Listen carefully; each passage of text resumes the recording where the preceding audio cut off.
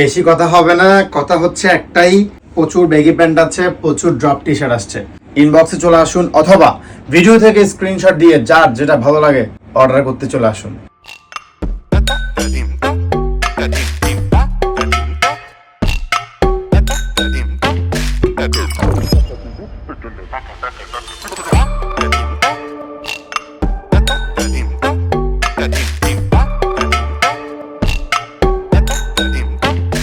That